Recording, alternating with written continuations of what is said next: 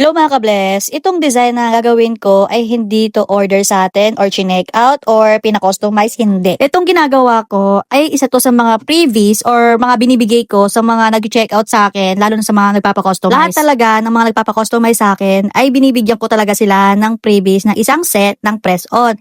Minsan plain and most of the time talaga puro may design talaga. Kapag plain kasi nabibigay ko, yun yung mga time na wala talaga akong oras. Alam nyo kung bakit? Kasi simula Monday hanggang Friday, ako lang ang tao sa shop. Dahil yung kasama ko, yung nag-iisa kong angel, ay nag-OJT na. So, pumapasok lang siya every Saturday and Sunday. Kaya lahat ng clients ng Monday to Friday, ako lahat ang gumagawa. Wala tayong choice, kundi ako talaga kasi ako lang yung nandun. At ayun nga, after ko gumawa sa client, sisingit ko yung press on. Inuuna ko lahat ng shipment ng araw na yun. Sobrang busy, sobrang lala. Alam mo yung good problem. Ganon ang problema ko ngayon. Good problem talaga siya. Kasi kahit freebies, ako rin talaga ang gumagawa. Hina-handmade ko talaga yan. And kapag medyo may time ako, yung freebies na binibigay ko ay may design.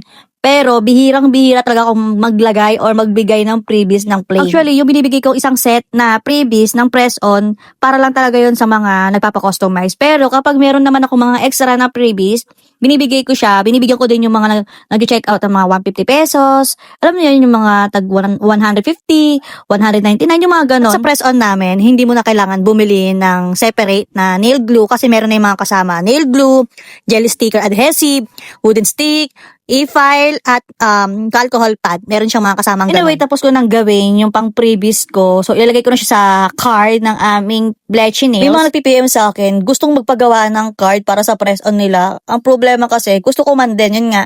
Kaso, wala kasing gagawa talaga. Wala pa akong extra time para gumawa at mag-cut-cut talaga ng mga board ng mga card na yan. Kasi, wala talaga akong pang-cut. At yung card namin, ay minamano-mano ko lang din talaga siya sa pag-cut ng scissor. Anyway, tapos na akong gawin yung mga orders natin. And hindi ko tinapos lahat kasi hindi ko na kaya tapos.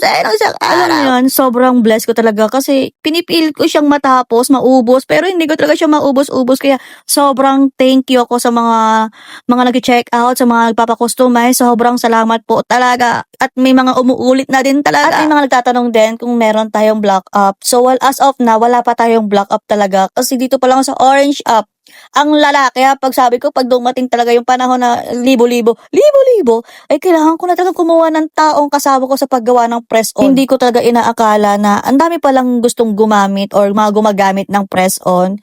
Siyempre, ang lala talaga, sobrang busy, kaya minsan talaga sabog talaga ako. Kasi minsan, kapag after ng client, doon ko lang ipagpapatuloy yung paggawa ng press-on. After ng press-on, kapag dumating na yung clients ko, ititigil ko si press-on. Alam niyo yun, kahit maliit na minuto, importante yun sa akin. Kaya ayaw ko talaga may mga clients na mga nalilate talaga. Kaya sa mga gusto magpa-customize ng press-on nails, ilalagay ko sa caption yung link ko sa kayo pwedeng mag-check out. So yun lang muna mga ka-bless. Thank you for watching. Bye! Mwah!